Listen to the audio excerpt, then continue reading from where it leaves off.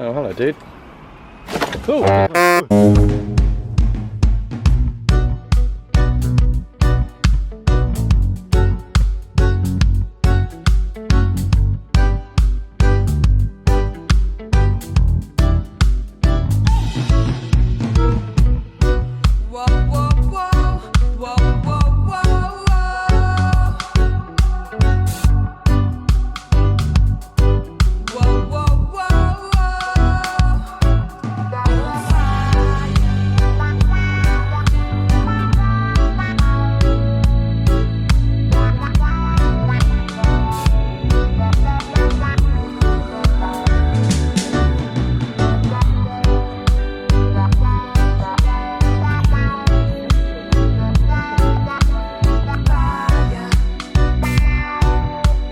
When you walk through Little Venice Pool first thing in the morning on a Tuesday, it's all over.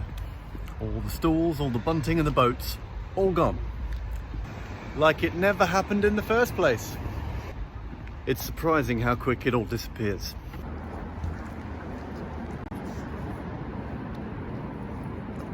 Happy. Happy dog.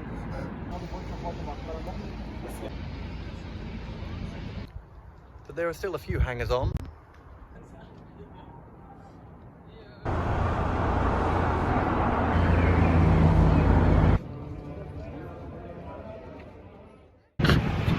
There.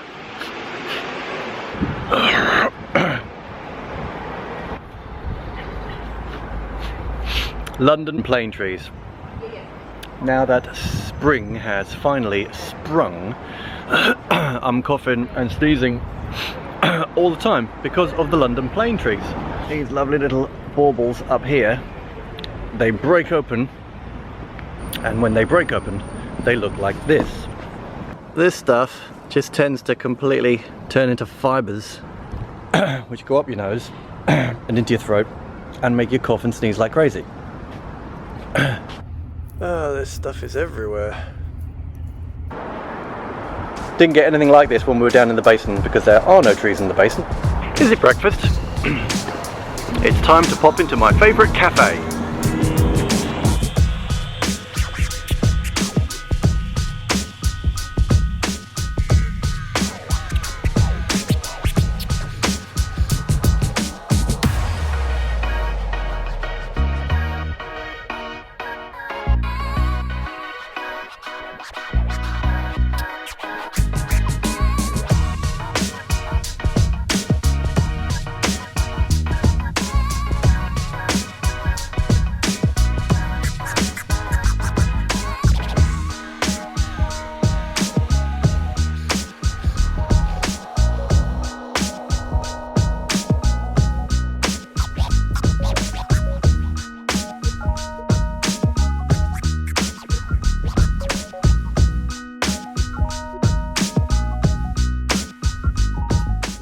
That is a pan of chocolat.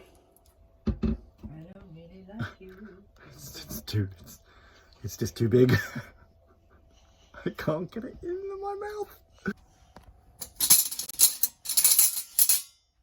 Ah, that's better. I found something under the bed. Don't worry, it's nothing scary. It's an old iPhone. I'd totally forgotten I still had this.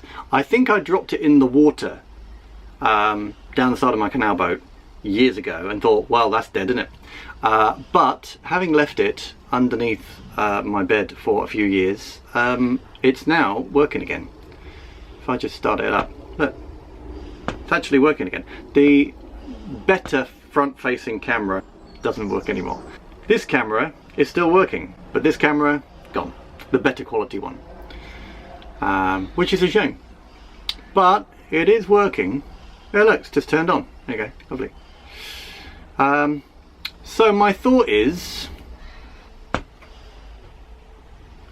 what are the best uses for an old iPhone? I mean, I suppose I could use it as an iPod, maybe. I could use it maybe as a Wi-Fi hotspot. Problem is the battery isn't very good. It keeps losing its battery power very quickly. I suppose I could trade it in, but with this camera not really working, I'm not sure whether it would be a very, very good trade-in.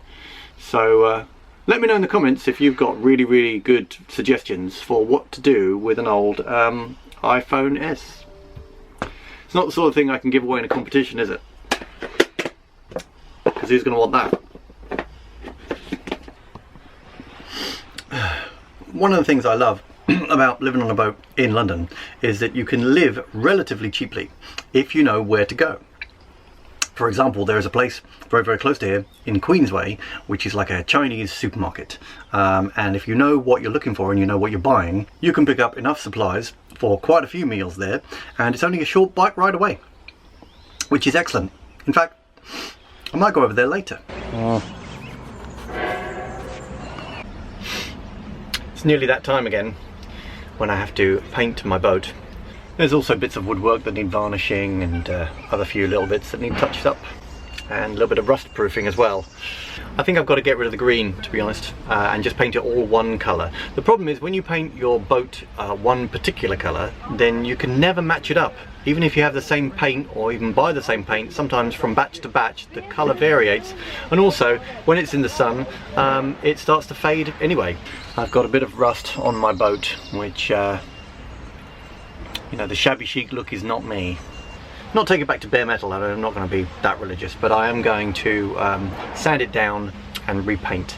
Now that it's the spring, sanding down, I can't do that in London, so I'll have to take my boat out of London a little bit to do the sanding down, and then when I do the painting, I do the painting anywhere, because it's quite quiet.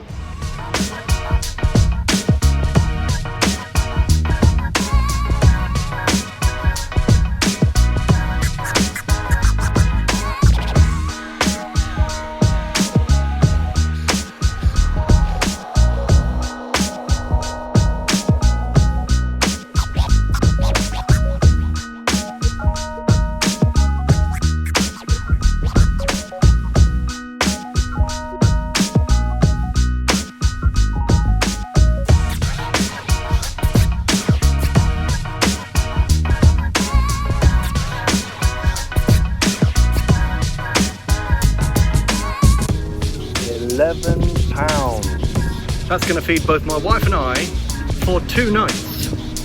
That's what I love about Queensway.